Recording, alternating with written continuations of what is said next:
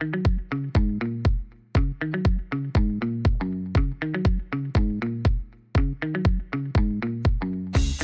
I'm fortunate to be joined by two Olympians. Tamara Cheek competed in sprint kayak at the 2000 Summer Games in Sydney.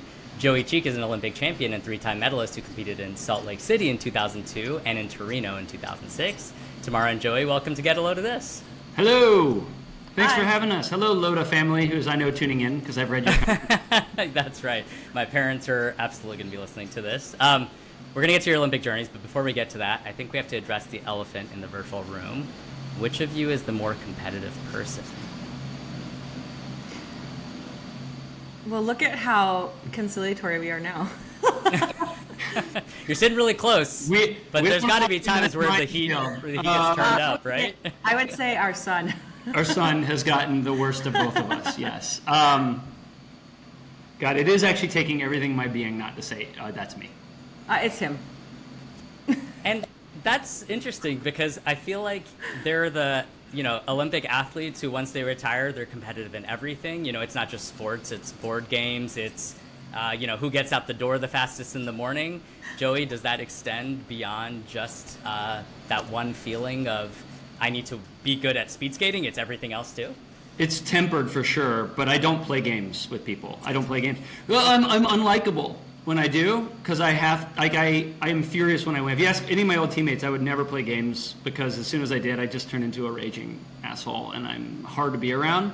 And I'm like not that good at most games, so then I'm gonna lose, and then I have to go and obsess, and I will like have to spend hours watching YouTube tutorials on how to win Monopoly and like what's the best strategy. And so I just don't do it, because if I do, this ugliness comes out. We're more of a puzzle I like fan. puzzles, yeah. I like things that distract me, not things that...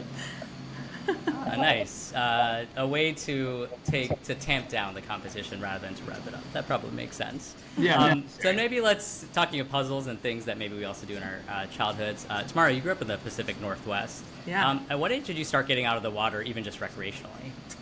Oh gosh, I mean, as long as I can remember, I grew up near Green Lake in the middle of Seattle, in the heart of Seattle, and it's like Central Park maybe.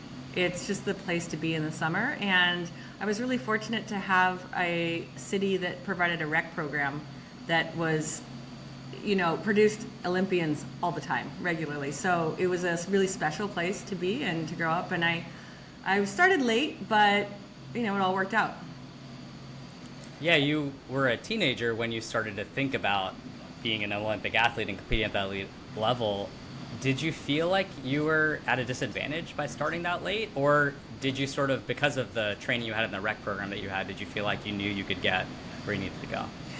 Gosh, I mean, we didn't have the internet back then, so I don't think I knew actually how disadvantaged we were being in the United States. In Europe, people are competing against each other since they're 5 years old, all the time, every weekend. There's a real culture and a tradition there, but we did our best, and it was a lot of fun. It was a lot of fun to compete in the world against all my friends in long, skinny boats. Want to get back to the actual Olympic journey when you get to Sydney, but just to kind of move to Joey, I know you grew up in North Carolina. To the best of my knowledge, the Tar Heel State isn't known for being a hotbed for winter sports, so how did your journey with speed skating begin? Which I think is unfair. I feel like if we haven't changed that reputation yet, then we deserve it. But yeah, man, I grew up in the 90s on inline speed skates. I started racing on wheels. I was like a U16 national champion, so I had won individual distances for the under 16 junior divisions on wheels. So I was one of the fastest inline speed skaters. And in the 90s, like, I tell kids, like, rollerblading's never been cool, but at least it was less uncool in the 90s. It was very popular. Lots of people were doing it. I rollerbladed, yeah. Right, people rollerblade. That's what they did. Although now telling people that sounds like roller skating, like you'd hear grandma tales with like a key or something, So I was one of the top U.S. roller inline skaters, and there were millions and millions of people on rollerblades. And so there were tens of thousands of people who were really good racing. And I saw the 94 Olympics. I saw Dan Jansen win a gold medal. I saw Johan Olaf Koss win 3 gold medals. And I have to do this. This is so cool. I want to do that. So left North Carolina at 15, didn't come back until we were in our 40s, and lived all over the Midwest, the Mountain West, Canada, training on ice for a bunch of years. And that included Calgary, I think, Yeah. if my research is right. Started I there. imagine the Greensboro and Calgary vibes are probably really different, but maybe there's some things that are really similar, right? Yeah, I guess if you're going to be in Canada, like Alberta is definitely the equivalent of the American South. Like Alberta is oil country, so if you're going to go to Canada from the U.S. or from the South, like Alberta will feel the least unnatural. But I got to address the whole like triad North Carolina part. So I was telling somebody recently, because we moved back to Greensboro a couple years ago. We live in my hometown now. But I was obviously a 2-time Olympian, 3-time medalist. Heather Richardson is an American from High Point, North Carolina, like 20 minutes down the road, 2-time bronze medalist, world champion. Kamani Griffin was an Olympian, and there's a guy named Clay Mall. We have, from Charlotte area, we have 4 ice speed skating Olympians in the last 20 years, all from the same region in North Carolina. So I'm like, what do we got to do? But, it's hard to penetrate the cultural psyche if you're only on air every 4 years for 2 minutes a race. Sounds like in addition to Joey Cheek Day, which I believe is in March, maybe Greensboro and North Carolina need to look into declaring this state the national speed skating capital. That is really funny. Or maybe global speed Yeah, we actually don't. Weirdly, the community doesn't really celebrate Joey Cheek Day anymore. That's kind of a one-off thing. One-off thing. Yeah, just you gotta capture the moment. We'll come back to your moment in 2006, Joey. But Tamara, you were the first of the two of you to compete in an Olympics, and this is, we'll get to this, but this is before you're in any way together or really are familiar with each other. But I'm curious about what your experience was like of qualifying for and then competing in Sydney, the south of a different kind. Well, I mean, Sydney was interesting because, context-wise, it was the last games before 9/11. So it was really when I touched down, from the moment I touched down, it was apparent that everything that you think of when you think of Australia, everything that you expect to see and feel and hear, and the people, the hospitality was just totally Australian. And so it was a fun Olympics. It was, I think it's known as the best ever. I probably was. So looking forward towards that, I had no idea it was going to be that, it was really fun. It was like a big party every single day. And qualifying for it, though, is so different because it's such a singular focus when you're training for a sport that is, a minute and a half. Well, that's a little fast, but a short amount of time. And everything you do is just about crossing that finish line first. And so it's a really, it's a very narrow experience. But when you get to the Olympics, all of a sudden you're in this, you're inside of a fireworks explosion every single moment. And so you just try to stay focused as best you can. And race your fastest and hopefully try to win. It wasn't my day, unfortunately, but it was an incredible experience. And qualifying for that, of course, was really fun. Winning is always fun. And whether it's on your own course, your home course, or anywhere in the world, it's just the best feeling.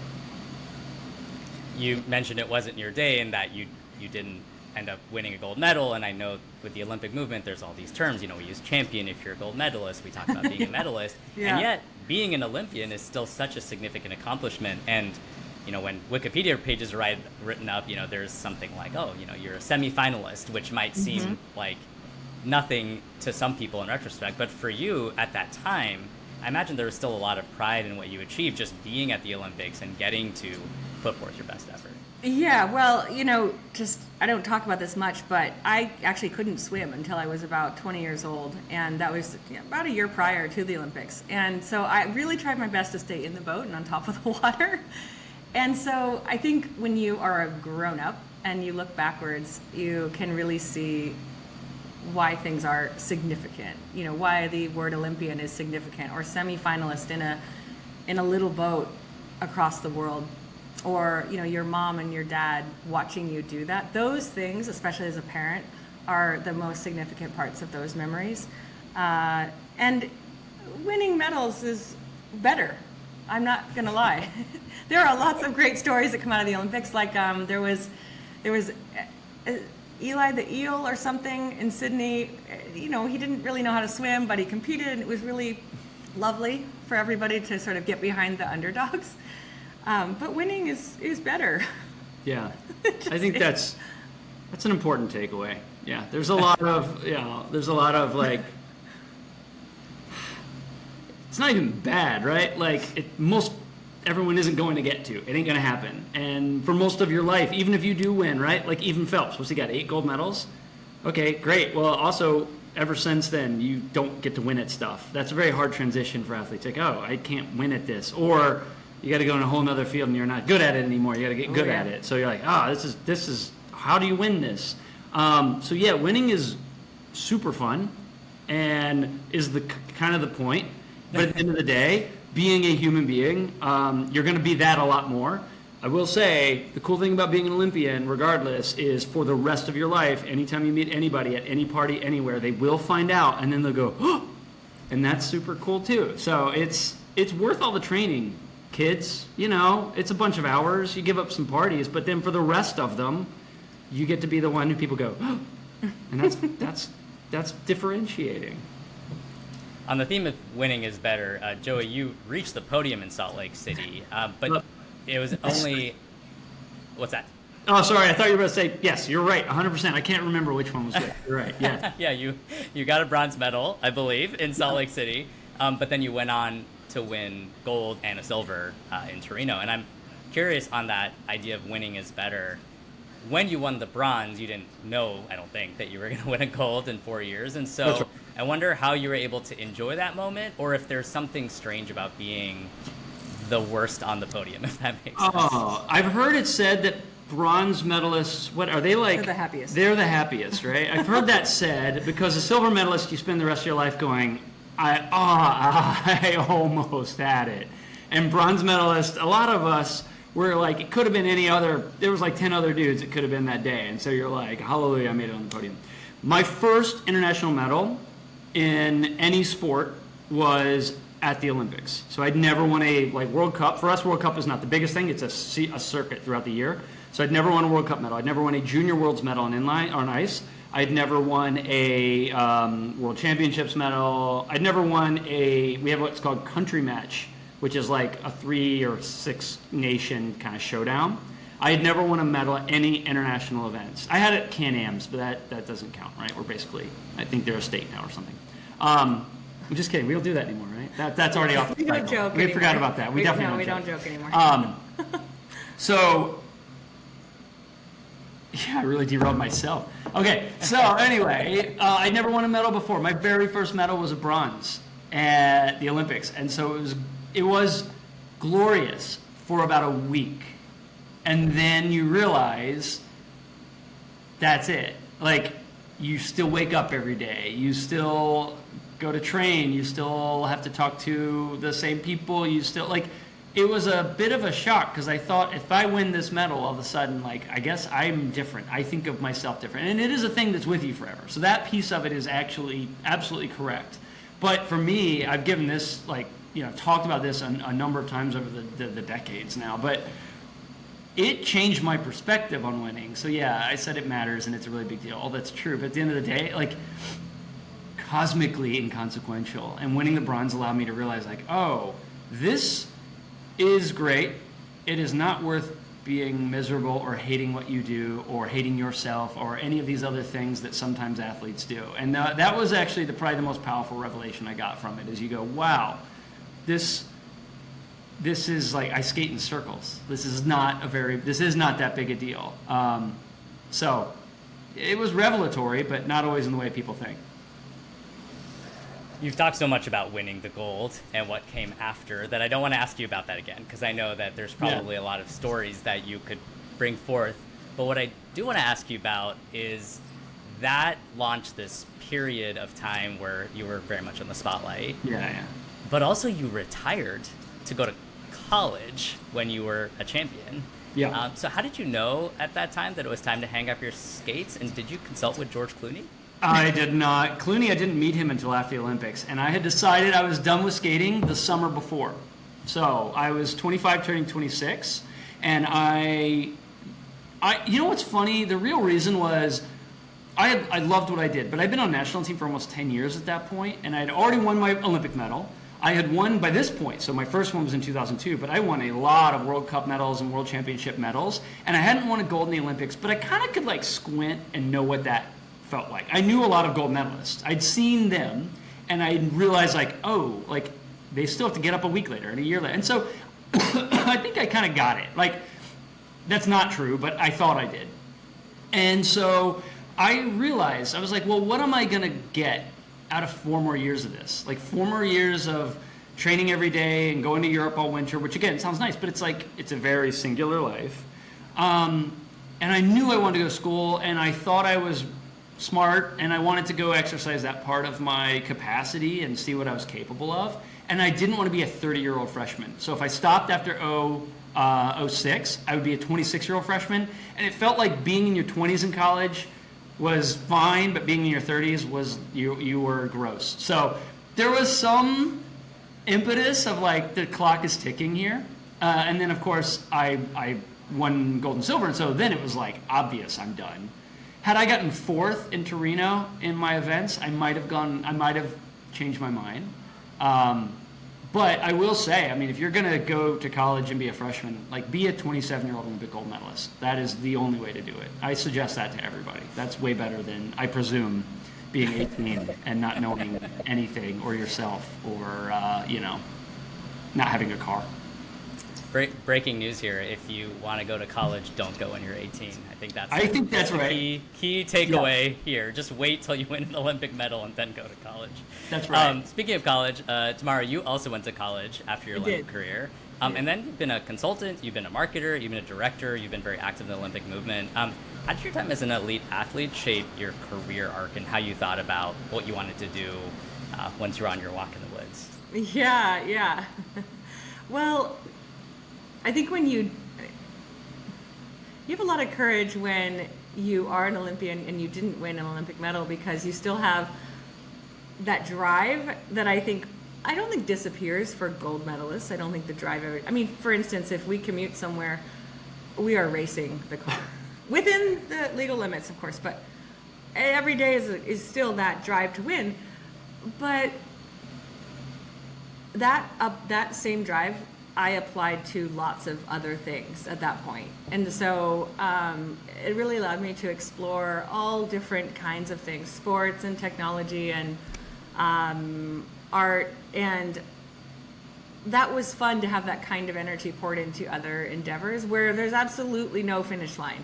And there's no gold medal. I mean, there kind of is, the best film, the Oscars, I think everybody would agree that's maybe the Olympics of movies, but it's so subjective at the end of the day. There's no clear time that you can measure yourself against. I can say that kind of energy was really liberating, in that you can try to be the best of whatever whatever impact you want to have in any field, and that there isn't an actual measure. It was a really fun and eye-opening experience. And still have that competitive energy, which I think produces really, compelling and hopefully good work. Sounds like you're almost saying that like you can be more intrinsically motivated in that context, because even though you have that competitive drive, maybe there might be managers or others who are driving you, colleagues who are driving you, but in a lot of ways, because you're not driving towards a medal or necessarily measuring yourself exactly next to the person next to you, perhaps you have some more control over how you express yourself in your professional life. Does that sound accurate? Yeah, I think that is. And I think you can also, if you are a multitasker, you can really explore a lot of different things all at once. Whereas in sports, I think, although, I think the best entrepreneurs would say that it's a singular focus as well. But I think you have a little more freedom to maybe go to bed at 10 instead of 8. Because maybe you're doing 6 projects at once or whatever that looks like. So yes, I do think that's true. Regarding the Olympic movement in the mid-2010s, you were part of the team that won the bid to bring the 2028 Summer Games to Los Angeles. And there's so much we could talk about regarding that campaign. But I'm just kind of curious about how your experience on that committee informed how you're feeling about the 2028 games now, like what you are aware of in terms of their progress and their potential, given it's only 3 years away? Well, obviously we're bringing Jack, our son. I mean, who doesn't want to watch squash? Actually, speaking of squash, lacrosse, flag football, Cricket. there's like a few really Cricket. sort of American, well, yeah, cricket, actually, that's another one. It hasn't been in the Olympics since the 90s, I think. And that's like kind of cool that you can go take your kid and watch these sports where I think it's really hard to see high level competition on a regular basis live. And that will be fun. That will be really fun. It is really interesting working in the Olympics or in any sports movement once you've been an entertainer in that movement. I think you really actually have a lot more empathy for the people that organize it and the sheer number of tickets you have to sell to make it penciled, the volunteers it takes to run the thing, and like the consistent messaging every single day to make sure that not only the American audience but the global audience cares. There's just so much noise. So I think you really just have to get 3 to 5 key messages about your event, in this case, the Summer Olympic Games, and just repeating it every single time you're, talking with anybody on television, anytime. So I think it's going to be the most sustainable games. I think it's going to be the most... Still a message. Impressive. She's still on rails. They are not building anything new, which was one of our core promises. The city council just approved an expansion for the convention center, but that was going to happen anyways. So I think those kinds of things in terms of legacy for the Olympics, which was our pitch, will happen. Will it solve traffic in LA? I don't know. We'll see. But we'll be there and we'll be cheering, and I think we'll be following the sun, as we said. So, you're welcome. You are so on brand. I just so I don't cause a marital rift, we'll move on from that topic for now. But Katie Ledecky will be competing, I've heard. So you have to go. wow, How many Yeah. Olympics will that be? for I her? think a lot. All of yeah. them. All of Yeah. I'm actually really curious by the time that she retires if we're still talking about Michael Phelps as the greatest swimmer of all time, or I don't think we should be at this point. Katie is Okay, but like incredible. density matters, right? How many did he get in one Olympic? Actually, he's got like 20. I said 8 earlier. That was 8 in one Olympics. He's got like 20. He's got like 40 or 50 over 2 games. I don't know. It's 400 or 500 medals he's got in Olympics. something. It's Well, growing by the second. How many medals he has? Swimmers get so mad when you say this. There's so much medal inflation. Like you make a swim team, you get like 8 medals just for joining the team. There's a lot of relays going on. Right. Next pod. Yep. Well, but this is so they can all be 27-year-old freshmen in college, because you need medal inflation in order to make sure people still go to college. Well, It's true. true. But swimming's a collegiate sport, so you can get to college as a swimmer and not have like. True. Mine was necessitated. There's no collegiate. You don't have to go to Calgary to practice swimming, which is That's right. for me a benefit, perhaps not for you. Yeah. But we talked about marital risk, but let's talk about marital union. We've talked about your separate journeys, but Yeah. how did Tamara Jenkins and Joey Cheek become Tamara and Joey Cheek? Well, You want to do it, or you want me to do it? Should we tell the mountaintop story or the? Oh, like I how think we the got- mountaintop story is the way to go. Oh, that was really fun. Well, we eloped, but that wasn't how we first met. We didn't just meet and elope. That would have been smarter, though. Yeah, we just had time and money. We were on the board of the U.S. Olympic and Paralympic Alumni Association. I was the vice president of the U.S. Olympic Alumni Association at the time, and you were the president of the Southern California Olympians. It was a political union, really. But everyone else on the board was like septuagenarians. It was like, and but it was like Dick Fosbury Oh. and the black and white legends of this, 64 and 68. You know what I mean? Like Was it 64 games in black and white? Yeah, probably. Oh man! Well, unfortunately, Dick Fosbury has passed, so he will not be here but he could haunt us. He is wonderful. He recruited so many people to come be a part of that group and said, "Hey, this is part of your life. You should be a part of the rest of it." And so I actually said, I would not have run to be an officer of the U.S. Olympic Alumni Association if Dick Fosbury hadn't asked me. But it's Dick Fosbury, right? So you're like, of course. And I thought he maybe had at least some hand, at least indirectly, in you doing it. So I like to say, like, that's the reason we got together, was because Dick Fosbury, like, wrangled us into this organization, which is a very cool story. But that was where we met. We met at, a O'Hare Hilton conference room or something. It's very romantic. Yeah, but you can't be in a room with fluorescent lights for very long looking at her without falling in love. So it was impossible not to just gaze wistfully. Straight out of Shakespeare right there, that line. Fluorescent lights in particular. You mentioned your son. You have a son who has emerged with presumably the greatest athletic genes of all time.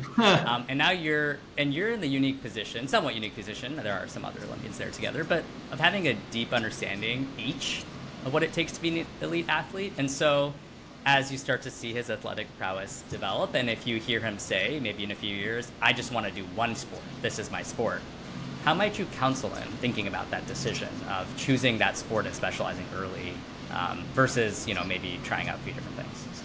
I think this is the one area we agree.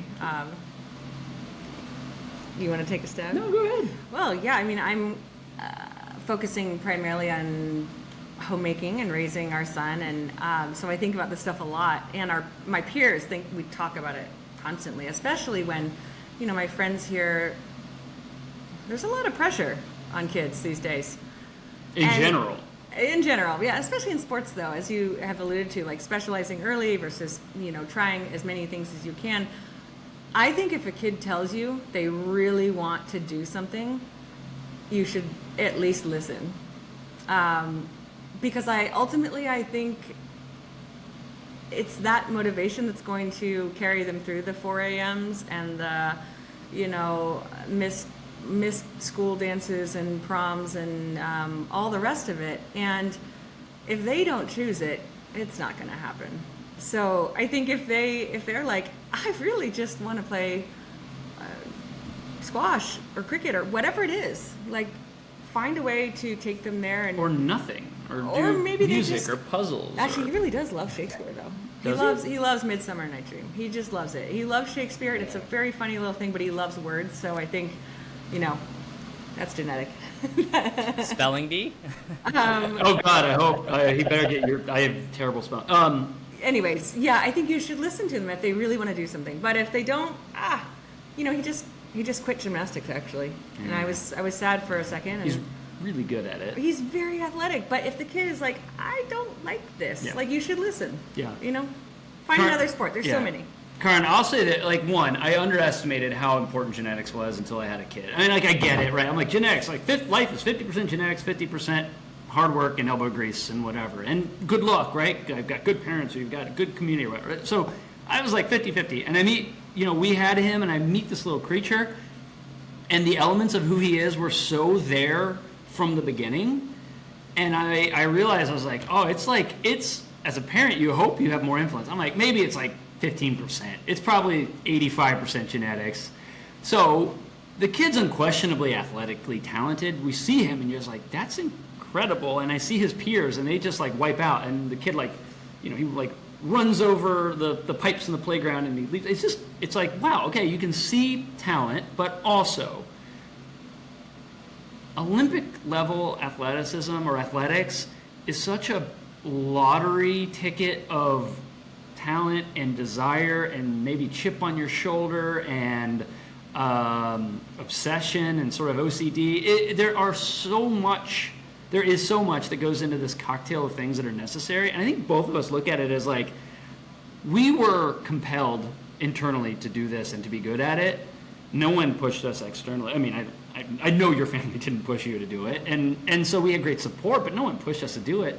And so I look at him and I think, it's such a lottery ticket crapshoot if he'll want to do it, and if so, we'll do everything to support him. Otherwise, I don't even think it's fair to have expectations that he would do it, because I don't care. I want him to be happy and to do things that make him fulfilled and are productive to society. Like, I want him to be a good human being. But I definitely tell him, I was like, look, kid, I did the best I could with your genetics. You got everything. You got it. It's up to you now. You got everything you need. So. So there's no summer versus winter games tension in charting Jack's future? Well, yeah. I mean, I would say, yeah, definitely. Yeah. I would love him to be a skier. Skiing is a very cool yeah, sport. we can't live here. Yeah, that's true. That's going to be tough. I don't know. There's a lot better ways to make a buck than be an Olympic sport athlete. So, yeah. He is really, he's really good at kayaking, though. I took him this Yeah. summer, and he just got it right away. That He's was a fun to straight. see. He's a straight line sport kid. That was fun to see. He's a straight line sport kid. Finish Maybe line. by 2036 there'll be some kind of like kayak skating hybrid sport that the IOC is Red willing Bull, maybe. to put Karin, in with place. the way they add sports to the Olympics, you're probably right. Well, speaking of the IOC and the upcoming games, February marks the 20-year anniversary of Joey, your time as an Olympian in Torino. The games are going back to Italy. That's right. And you are going back to Italy. You're going to Milan That's to right. be NBC's speed skating analyst. But I hear you also have something special in the works. What can you tell our audience about Yeah. what you're planning? So, you mentioned it. My Olympic gold medal was in Torino, in Italy, in 2006. We're now 20 years later. It hurts me to say it. It pains me to say it, but we're 20 years later. And as soon as Italy got awarded the bid, so we knew 8 years ago that Italy was going to host the Olympics, I said, I want to throw a huge reunion party, like an anniversary party of this win, of like, you know, the moment I got to go there. I want to have my teammates there, so I want to have the old fogies like me, the 20 years past their prime. I want to invite any new kids who finished their sport. I want to invite, you know, the handful of celebrities I know, and I want to throw like a bash. We're going back to Italy 20 years later. So, yeah, man, I want to throw a big anniversary party. We got to find where to fit it in because I'm on air for like 13 out of 16 days. So there's like basically 2 days we can do it. So it won't be the day of anniversary, but we're gonna throw this party and yeah, man, I'm inviting the world, but you know, there's gonna be a VIP section. It's not everybody's not just getting everything. All right. Well, we have to figure out a way to get the word out. So maybe maybe the audience will stay tuned for further announcements about how we're going to do that. Yeah, we need some celebrities there. Like I know I'm not bringing the juice I once did. Like we got to get Snoop there, and I saw Stanley Tucci will be at the Olympics. We got to try and get Stanley there. We're a first name basis now. Oh, well, there you go. I mean, Snoop does bring the juice when he brings the gin with it. So I guess that's what we'll be looking for. Yeah. Thank you both for taking Thank you. so much time to chat. It has been an honor to hear both of you agree and disagree about your Olympic journeys and your son's Olympic futures. I appreciate being on Get A Lodha This. Karen, thank you.